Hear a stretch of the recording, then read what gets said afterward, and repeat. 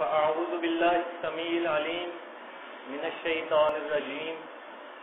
من همزه ونفخه ونفثه بسم الله الرحمن الرحيم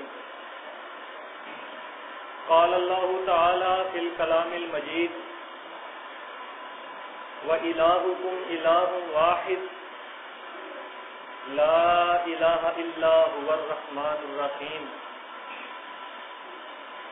وقال النبي صلى الله عليه وسلم قولوا لا إله إلا الله تفلحوا تملك العرب والعجم أو كما قال النبي صلى الله عليه وسلم بدأ الإسلام غريبا وسيعود كما بدأ فطوبى للغرباء وهم الذين يصلحون ما أفسد الناس من بعدي من سنتي۔ محترم سننے والوں، ابھی آپ کے سامنے اللہ کے پاک کلام فرقان حمید میں سے سورۃ البقرہ کی آیت نمبر 163 تلاوت کی ہے، اور نبی صلی اللہ علیہ وسلم کی دو احادیث آپ کے سامنے بیان کی ہیں۔ اللہ تعالیٰ سے دعا ہے کہ اللہ تعالیٰ مجھے حق بات بیان کرنے کی توفیق عطا فرمائے۔ انسان کو ہمیشہ اس دنیا میں نہیں رہنا ہے۔ وہ جو اقرار کر کے آیا ہے اپنے رب سے کہ الست بربکم، کہ اللہ تعالیٰ نے آدم علیہ السلام کو پیدا کرنے کے بعد ان کی پشت سے قیامت تک پیدا ہونے والے انسانوں کو، جن کو آدم علیہ السلام کی ذریت قرار دیا گیا ہے، ان کی اولاد کو، ان کی روحوں کو پیدا کیا، اور پھر ان سے اقرار لیا کہ الست بربکم، کیا میں تمہارا رب نہیں ہوں؟ تو سب نے یہ اقرار کیا اور ساری روحوں نے گواہی دی کہ ہم گواہ ہیں کہ اے اللہ رب العزت، تو ہمارا الہ ہے، تو ہمارا معبود ہے، تو ہی ہمارا پالنے والا اور پیدا کرنے والا ہے۔ تو اللہ نے انسان کی زندگی کا مقصد بیان فرمایا ہے قرآن میں کہ عبادت اس اللہ کی جائے گی، پکار اس اللہ کی ہوگی، ہر طرح کی عبادت، ہر طرح کی پکار، ہر طرح کی نظر و نیاز اس اللہ مالک الملک کے لیے ہے جو انسان کو پیدا کرنے والا ہے۔ اور اللہ نے اپنے انبیاء کے ذریعے سے انسانوں تک یہ پیغام پہنچایا کہ تمہارے لیے اس دنیا میں ایک وقت مقرر تک ٹھکانہ ہے، مستقل رہائش نہیں ہے، ایک وقت مقررہ ہے جو اللہ تعالیٰ نے تمہاری تقدیر میں لکھ دیا ہے۔ بس جب وہ وقت پورا ہوگا تو اللہ تعالیٰ تمہیں موت دے کر اپنے پاس بلا لے گا۔ اور یہی حقیقت ہے انسان کی زندگی کی کہ اللہ نے اس کو پیدا کیا، ماں کے پیٹ سے نکالا، اس کی پیدائش اور پرورش کی، پہلے وہ بچہ تھا، پھر اس کو جوانی عطا کی، پھر وہ بوڑھا ہوتا ہے، پھر اللہ اس کو موت دے دیتا ہے۔ الذی خلق الموت والحیات لیبلوکم ایکم احسن عملا۔ سورۃ الملک میں اللہ تعالیٰ بیان فرماتا ہے دوسری آیت میں کہ اس اللہ نے موت کو پیدا کیا، زندگی کو پیدا کیا، کس لیے پیدا کیا؟ لیبلوکم ایکم احسن عملا، تاکہ وہ دیکھے کہ تم میں سے کون اچھے اعمال کرتا ہے اور کون برے اعمال کرتا ہے۔ تو اللہ تعالیٰ نے قرآن میں اور اپنے انبیاء کے ذریعے سے لوگوں کے سامنے یہ بات بیان کروائی ہے کہ یہ دنیا کی زندگی ہمیشہ نہیں ہے،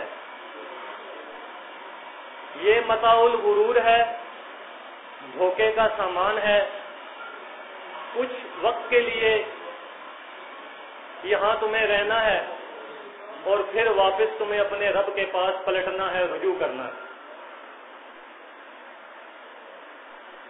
تو بتایا گیا کہ صبح و شام کی یہ گردشیں تمہارے ارد گرد ہمیشہ چلتی پھرتی نہیں رہیں گی، اور یہ جو زندگی کا دریا ہے یہ ہمیشہ چلتا نہیں رہے گا، بلکہ ایک دن آئے گا کہ یہ تھمے گا، اور یہ صبح و شام کی گردشیں بھی ختم ہوں گی، اور یہ انسان چار کاندھوں کا محتاج ہو کر اس زمین کے پیٹ میں اتار دیا جائے گا، پھر یہ وہاں گلے گا، سڑے گا، اس کو زمین کے کیڑے کھائیں گے، اس کا خون پیپ بنے گا، مٹی میں مل کر مٹی ہو جائے گا، اور پھر اللہ نے وہ قیامت کا منظر بھی پیش کیا کہ جہاں حشر کے میدان میں اس کو دوبارہ خلق جدید کر کے دوبارہ اسی انسانی جسم جس کو جسد عنصری کہا جاتا ہے اس پر بنا کے اپنے سامنے کھڑا کرے گا، اور پھر اس کا فیصلہ کیا جائے گا کہ آیا وہ جنتی ہے یا جہنمی ہے۔ مستقل طور پر اس وقت فیصلہ کر دیا جائے گا کہ کون جنت میں جانے والا ہے اور کون اللہ کے عذاب کا مستحق بنتا ہے۔ تو اللہ تعالیٰ نے اپنے انبیاء کو یہی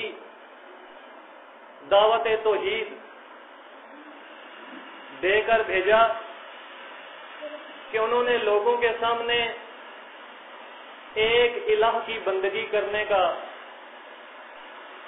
درس لوگوں کے سامنے رکھا، ان کو یہ سبق یاد دلایا، جو بھولا ہوا سبق تھا ان کے سامنے رکھا کہ تمہارا پیدا کرنے والا کون ہے، تمہیں زندگی بخشنے والا کون ہے، یہ جو صبح ہوتی ہے اس کو نمودار کرنے والا کون ہے، یہ جو شامیں آتی ہیں، رات ہوتی ہے پھر صبح آ جاتی ہے، اس کا خالق کون ہے، تمہیں پیدا کرنے والا کون ہے، تمہارے آباء و اجداد کو کس نے پیدا کیا تھا، ان کے آباء و اجداد کو کس نے پیدا کیا تھا، یہ زمین، یہ آسمان، یہ سورج، یہ چاند، یہ ستارے، یہ پوری کائنات، اس کائنات میں جتنی چیزیں ہیں، جتنی اللہ تعالیٰ کی مخلوق ہے، اس کو پیدا کرنے والا کون ہے۔ اللہ تعالیٰ بھی قرآن میں یہ بات بیان فرماتا ہے کہ زمین و آسمان کی پیدائش میں غور و فکر کرو، تفکر اور تدبر کرو، نصیحت حاصل کرو کہ یہ کس لیے بنائی گئی ہے،